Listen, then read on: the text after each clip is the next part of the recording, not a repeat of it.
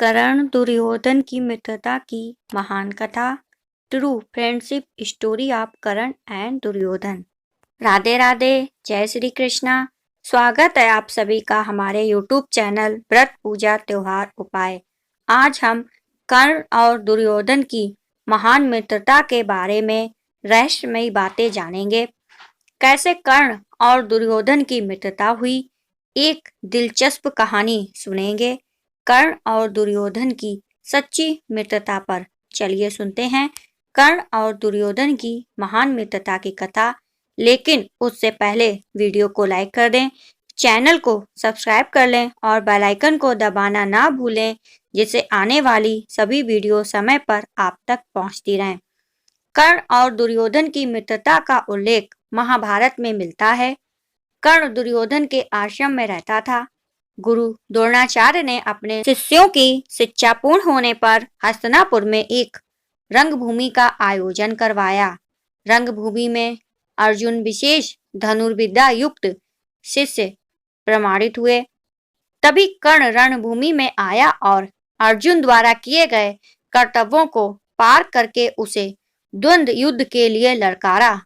तब कृपाचार्य ने कर्ण के द्वंद्व युद्ध को अस्वीकार कर दिया और उसके वंश और साम्राज्य के विषय में पूछा, क्योंकि द्वंद्व युद्ध के नियमों के अनुसार केवल एक राजकुमार ही अर्जुन को, जो हस्तिनापुर का राजकुमार था, द्वंद्व युद्ध के लिए ललकार सकता था।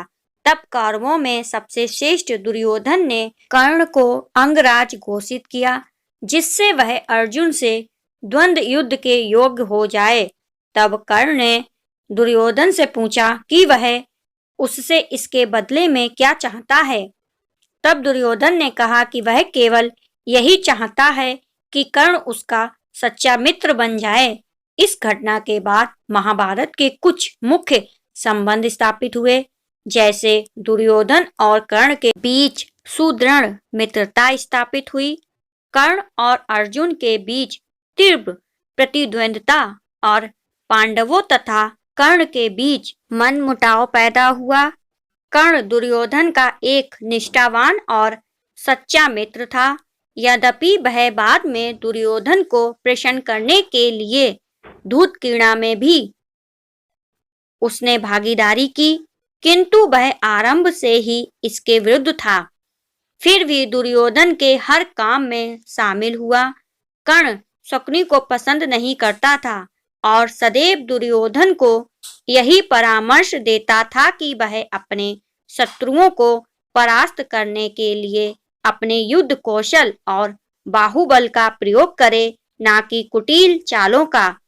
जब दुर्योधन का लक्षागृह में पांडवों को मारने का प्रयास विफल हो जाता है, तब कर्ण दुर्योधन को उसकी कायरता के लिए डांटा और कहता है कि कायरों की सभी चालें विफल हो जाती हैं।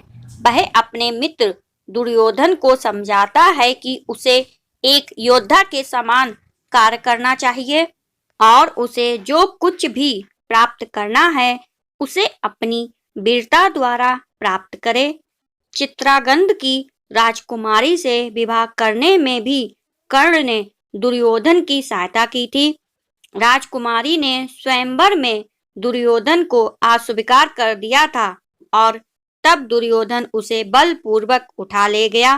तब वहां उपस्थित अन्य राजाओं ने उसका पीछा किया, लेकिन कर्ण ने अकेले ही उन सबको परास्त कर दिया।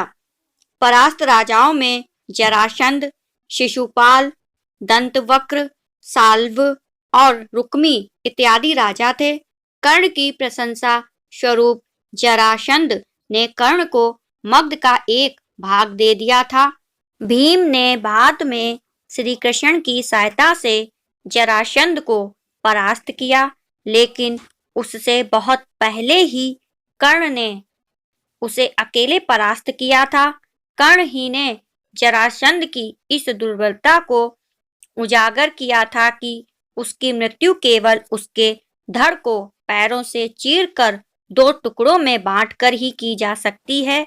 इस प्रकार कर्ण दुर्योधन की मित्रता में उसके दुख सुख, अच्छे बुरे सभी कामों में शामिल था।